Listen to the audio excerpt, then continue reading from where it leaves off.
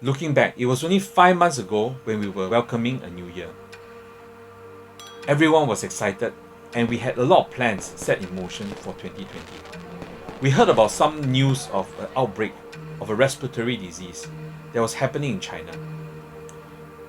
It felt very far away. I think most of us didn't pay much attention to it and felt like we can live life as per normal even as China was beginning to lock down the city of Wuhan.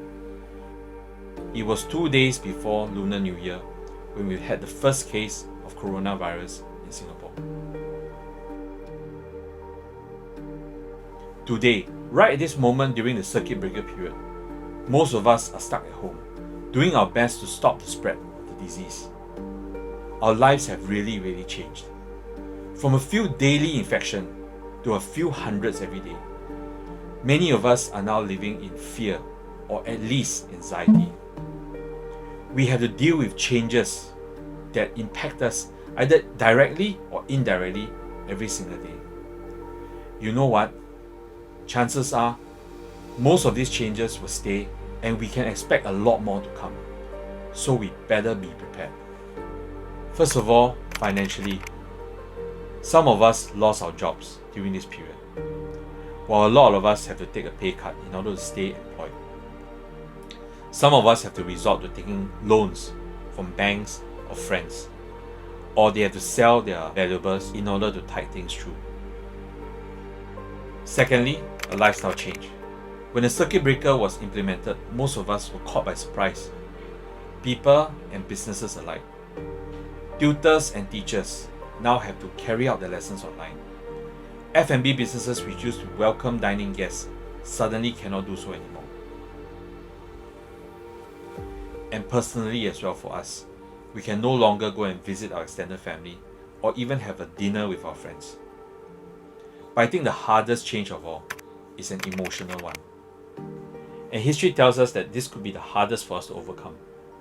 Those who have lost their jobs or their businesses are already feeling overwhelming stress.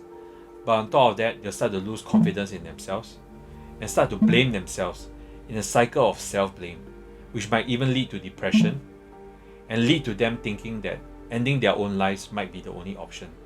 We only need to look at the Great Depression and the Spanish flu to see the number of cases that spiked up during these periods.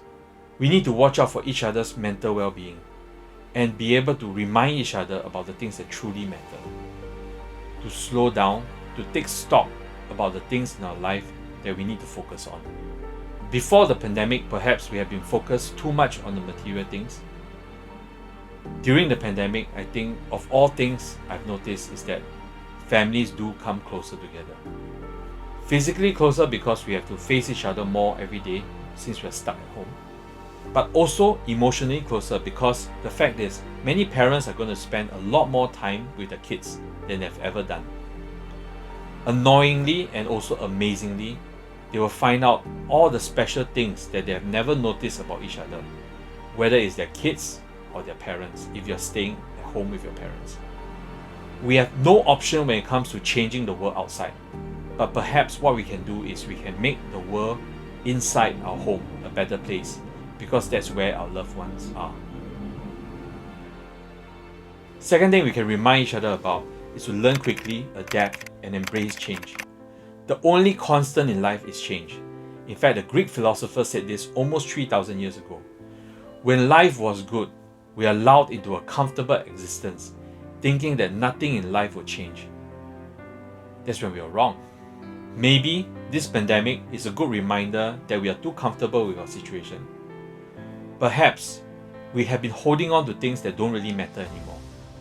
For example, what's the use of having 20 years of experience at doing something very well, but end up having this thing obsolete and no longer in use or important anymore? Those businesses who survived, adapted quickly. Those of us who kept our jobs had to learn fast, had to adapt, had to pick up new skills, and to upgrade their existing skills. I have seen some businesses who in fact have actually seen their business grow 2 or 3 times during this period in time.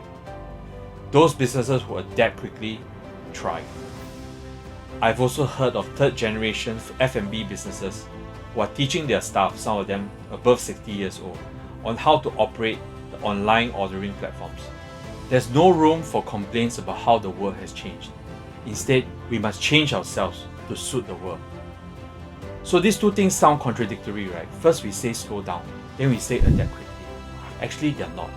Both of these actually describes resilience.